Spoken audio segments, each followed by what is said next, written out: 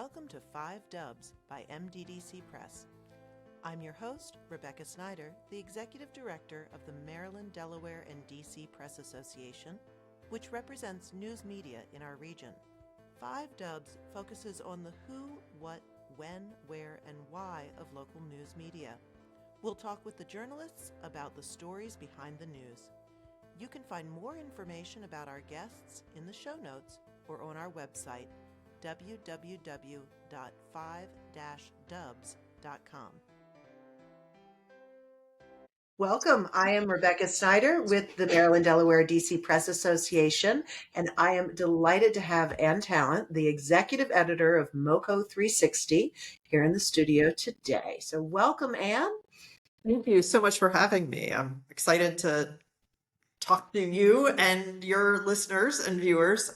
Well, and we may as well just jump right in because MoCo360 is doing amazing work. I feel like you're an anchor of the Montgomery County community, and you've just recently had a name change. So for those people who may not have been keeping up, all up to date with the publications or the outlets in Montgomery County, tell us what MoCo360 is and sort of how that came about. Sure. So as MoCo360, we're the leading news organization dedicated to covering the depth and breadth of Montgomery County, Maryland, and a tiny slice of upper Northwest DC.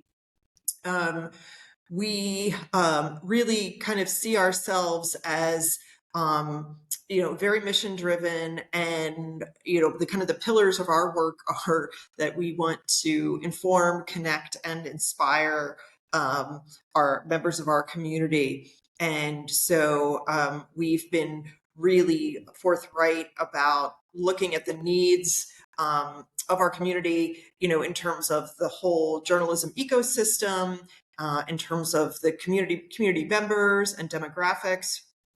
So when we historically, our organization had started out as but as Bethesda Magazine, and growing a loyal and dedicated readership there, serving kind of what I lovingly call the greater Bethesda metropolitan area. And then not quite 10 years ago, there was also kind of the launch and development of Bethesda Beat as a digital news site serving primarily at the time the same community. And this was, sort of developing as some of the organizations that historically had covered Montgomery County were retrenching or really kind of, folding. And also, as we've seen some of the, larger journalism outlets, like I'm going to say like the Post, as it has kind of pursued a more national and international focus, didn't have as many resources to devote to local journalism. So all these factors have been playing out. And what we've seen is that there is a tremendous need in Montgomery County, which at nearly 1.1 million people is Maryland's most populous jurisdiction. Exactly.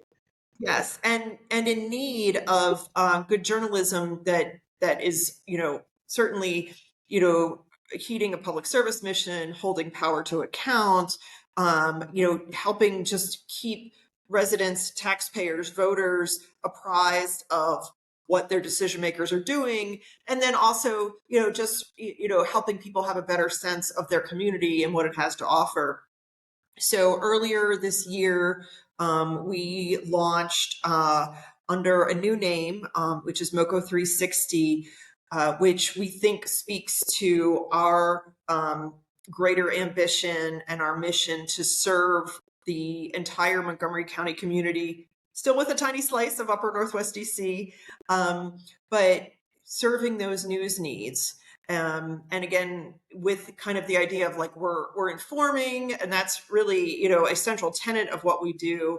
But, we also are, have a mission in terms of connecting people and events space as well. So last year we did a number of electoral forums. I think we last year were the only forum during the gubernatorial primary that had both Kelly Schultz and Dan Cox in attendance. So that was a terrific way to educate voters and inform members of our community, and that certainly wasn't just for Montgomery County. That was really for the whole state.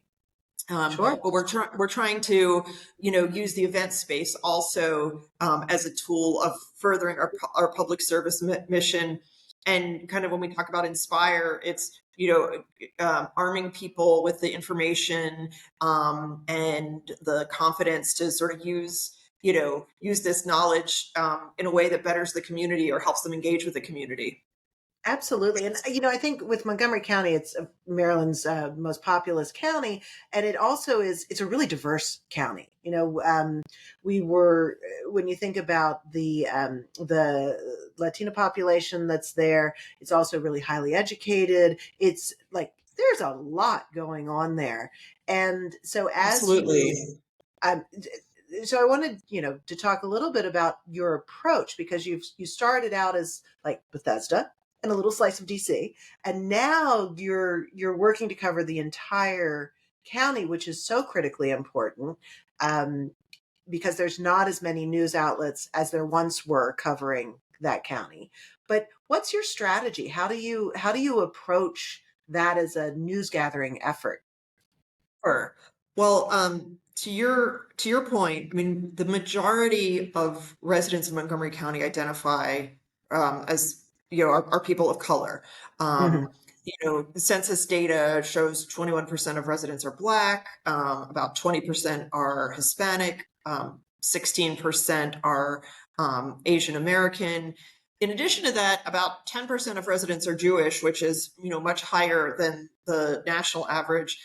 And the area also has a very robust LGBTQ plus community. Mhm. So taken on the whole, it's incredibly diverse. And that has really informed a lot of our approach with the rebrand, but, with the very specifically with the journalism itself.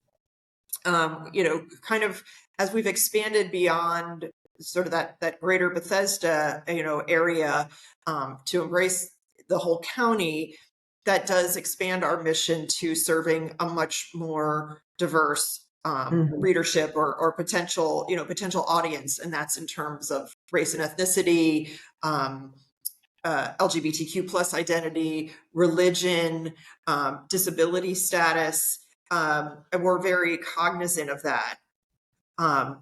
One of the key ways that we're trying to serve those communities is we have launched we have presented some of our content in both English and Spanish on our site, and we've been using both staff and freelance talent to cover Spanish-speaking populations in the county more closely and identifying their needs. We've had coverage probably within the last 3 weeks or so, kind of speaking to some really important needs within Spanish-speaking communities that I think readers and audiences aren't that aware of. We had a story about an organization. It's actually based out of Baltimore, but it has a lot of participation in Montgomery County for mothers, Spanish-speaking mothers of autistic children, Okay. and the needs that they have, which aren't necessarily being met by English-speaking providers in the county, or coverage of mental health needs within Spanish-speaking communities. So because that population is such a key demographic in the county and it's growing, we want to be at the forefront of covering those issues and shedding light on the needs there. Mhm. And I would say, we're also mindful in terms of, how we're recruiting and how we're sort of thinking about, staffing to really be intentional about trying to reflect the makeup of our community and making efforts to, to be inclusive. Absolutely. And, I think when journalism and news media organizations really should reflect the communities that they serve. I mean, that's how you can you can make stronger bonds with the community. That's how you can tell the stories more readily. But yet, inherently, journalists are kind of parachuted into all sorts of situations and communities that they may know nothing about, and yet still have to bring back a story that's objective, that's fair, that's respectful to the community. So as you're kind of balancing all these different constituencies, which is honestly a joy to have that kind of diversity in your community, like how do you balance that parachuting? Are there tips and tricks? Are there ways that you guide your newsroom to to kind of to be objective and maybe be aware of one's own bias and how you can set it aside? I think that's a big issue in journalism in general. Or, well, I will say that I have encouraged members of our staff to participate in the MDDC, the upcoming MDDC traiing on covering vulnerable communities, which I think speaks to the exact concern that you just articulated. But I think that is a real concern for us, that we're developing trust within our communities based on the service that we're providing, and that it's important for us to be able to show that as we're covering various communities within sort of the Montgomery County news ecosystem, that we're not just focusing on problems, but that we're also there to cover these communities day in and day out. I'll give an example. A spike in hate incidents among the many groups that have been affected have been the Jewish community. And as I mentioned, that's 10% of our county population. And when this really kind of manifested in December, we immediately did coverage that reflected the scope of the problem and who was affected. But we also wanted to be really mindful of not just covering the community when there's a problem, but also kind of looking at solutions. And I think that that's like one aspect to kind of answer your question. So, we also reported on kind of the resilience of the community and kind of putting, these current struggles in sort of a broader context. We also did a story, this was sort of for the magazine more recently, but on allies and on leaders and entities outside the Jewish community who have been very supportive, particularly in this period where there have been this, flurry of hateful incidents. And that really was instigated by, the leadership in the Jewish community, the folks we were talking to who said, 20 years ago, we wouldn't have had the same kind of support from outside the Jewish community that we have today. So I think, we're trying to take a broad lens to, the stories that we're telling, that, it's not just the problems. It's also kind of reflecting the groups, the communities within the broader community. We're also, we want to be in a position of listening, and in one of the things that we're sort of talking about is and developing our more tools to engage with our readers. As I mentioned, we've certainly had forums and we do public events where we're trying to make ourselves accessible. I think we are looking, particularly in the second half of this year, which we're now in, to do more projects like mobile newsroom days, or potentially kind of office hours on social media, to be accessible to readers and to engage with them. We really want to kind of go where they are.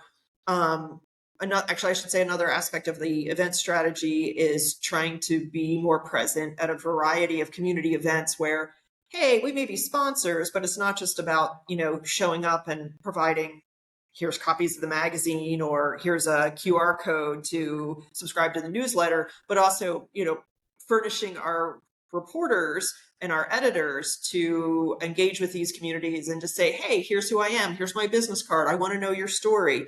Talk to me about it. I love the way you're using events, either those that you sponsor or those that you attend, to kind of build community, because that's what it sounds like you're really like.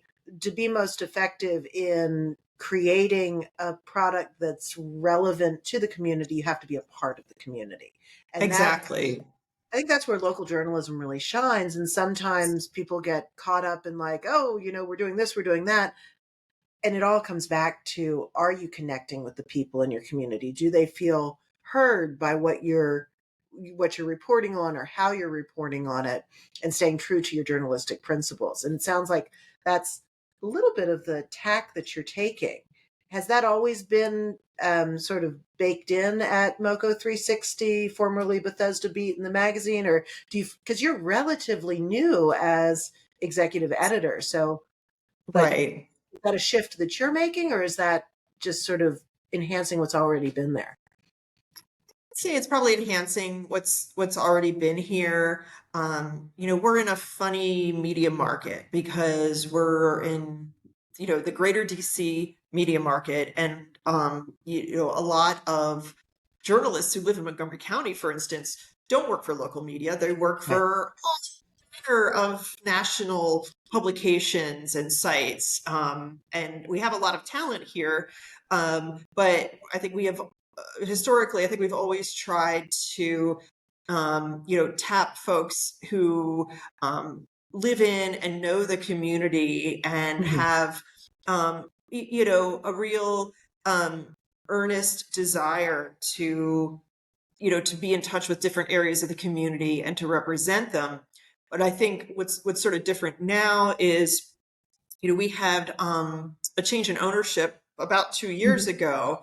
And I think that sort of marked a moment where we sort of evolved from a real startup mentality to this idea of like, hey, we want to be, the leading journalism outlet in the county. And we want to be employer of choice for journalists who want to cover local news in the county. So that's, with that has come more resources, where we've been able to build out our newsroom, where we've been able to recruit and hire journalists who are Spanish speakers, and bring on freelancers who are Spanish speakers, or have connections that help us build stronger bonds with a variety of groups and communities in the county in a really authentic way, and in a way that engenders trust. And I do think Montgomery County is a tough market to be in. I've heard some people say it's like marketing to people's backs, because they're all pointed towards DC. And they may appreciate the services and like the wonderful nature of Montgomery County, but their focus tends to be in DC. Are you finding that, or is that just a misnomer, or there is some truth to that? People here are highly educated, highly informed. Many times their livelihoods are, whether they're federal employees or contractors, or somehow in the kind of the sphere of influence of the federal government, their livelihoods are dependent on decisions made at a federal level. So that certainly does is something that kind of competes for people's attention. But I think what the impact on us is, it sort of forces us to raise our game in terms of showing people, here's why you should care. Here's what this means to you. Whether the question is answering what's in it for me, or, hey, here's something I should know to better understand my community. Just having to kind of be really aggressive in making the case of, here's why you should read this story. And so, that starts at the level of, hey, what are the stories that we're going to tell? And, we're not just going to, cover things by rote, but be strategic in answering that question of, how are we going to tell stories that that, matter to readers in a way that makes it clear, why it matters to them, all the way to, of course, like what are the headlines that we're, putting on the stories, and, using all the tools at our disposal and all the social media copy to make it clear to readers, or potential readers, why they should be engaging with us.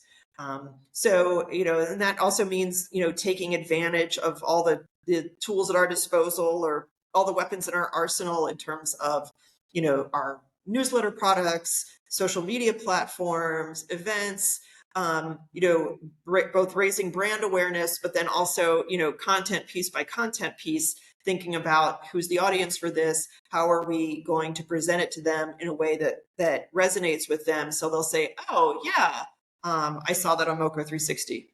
Mm-hmm. And I think that's happening across journalism generally, but I think it's much more heightened in a place like Montgomery County, where you do have to really like focus on drawing in a sophisticated audience, and really be at the top of your game and sort of precision strategy on how are we going to get this important story out there. And I wanted to go back to some of the events that you're doing, because those are, from what you were saying, it sounds like you're really trying to not, come together in consensus, but more along the lines in your forums, make sure that candidates are being heard in a objective and straightforward way, but also to get people in, constituents in, to hear them. And what we find so many times is that, like the voter guides are not as robust as they used to be. It's kind of uneven. It's hard to find a shared frame of reference in terms of like, okay, what's everybody's platform on this issue, and so forth. So what do you all see as your role in terms of those kinds of election cycles, and being the not the gatekeeper, but like the curator of information on important topics to the community? Sure. I mean, I think that role speaks so much to like kind of the reason that, the media are mentioned and protected by the First Amendment, that, that's that we have the responsibility that comes with, being included in the Bill of Rights. And so I think that's when our journalism hopefully shines the brightest. We do for both, for elections really at all levels, we aim to present voter guides. So this year is an off year, but we have some municipal elections. We're planning to do voter guides for those. Those may not have the same level of engagement as the voter guides that we'll do for, presidential election years, Right. but we're committed to doing that, because the fear is, if we don't do it, I don't know if anybody else will, but Right. also, we want to be the source that people turn to say, like, I need to understand my community. I need to be informed in order to be, an active citizen or voter. So we want to be the one that they turn to. And what we do find is, when we present information well, when we key in on the concerns that sort of most prey on readers' minds, that they do turn to us. We found last year, and I'm sure other publications that do voter guides see this as well, the closer you get to election day, the more readership there is on the voter guide. On election day, people will be on the voter guide for, maybe 10 minutes at a time, Right. which is terrific. I wish every day, had so much time on site. But we know that folks are engaging with this as they're preparing to go into the voting booth, or potentially even in the voting booth. I don't know if that's always in accordance with the rules, but, I'm not here to police that. But we think that's a key community service. Certainly, covering key issues, reporting on where and how much money candidates have raised and how they're spending it. We realize like we're probably the key provider of that information to readers. And then the forums are, I think, really, I would say, highly informed and often pretty lively. I think, but not just for, people who are like diehard politics watchers, but, just folks, who are interested in their community. And one of the stories, one of the messages that I want people to take away, and if I could, I would shout it from the mountaintop if I could, is that, local politics are on a day-to-day basis the most consequential politics in your life. They affect whether there's a stoplight at the end of your street or whether there are accidents that are happening because maybe there should have been a stoplight at the end of your street. Um, certainly school board and people here are very engaged with Montgomery County Public Schools as well as private schools, but certainly, Mhm. we have a school system that has 160,000 students enrolled. So, I mean, that's a small city or a medium-sized city, basically. Right. So, school board elections are also key and hotly contested. So we see a public service mission in covering that, but we also see readers really engaging with that as well. So, in terms of our, decision making, for us, like, hey, how are we going to devote our resources, and what kind of content are we going to produce? We know that, as we're covering elections, as we're covering the democratic processes, that's fulfilling a public service mission, but it also does, meet our mission in terms of driving audience and getting folks, whether it's like broad swath of folks or, hey, it might be a narrower belt, but it's folks who are really primed to make a decision. And that's where we want to be available to them and serve them. Absolutely. Well, it sounds like you're getting like creating those avenues for information so people can make their own choices and their own decisions and just be better informed about their community. So as we wind up, I just want to offer you the opportunity to close us out with a final thought. And while you're mulling, I just wanted to share that, I think it's so important that you all have enlarged the scope of your mission to include the whole county. There hasn't been, since there, you are the leading source of news for the county and doing a terrific job at it. And I hope to see that continue to grow. Thank you so much. Yeah, I mean, in terms of a parting thought, I think for us, we have big ambitions.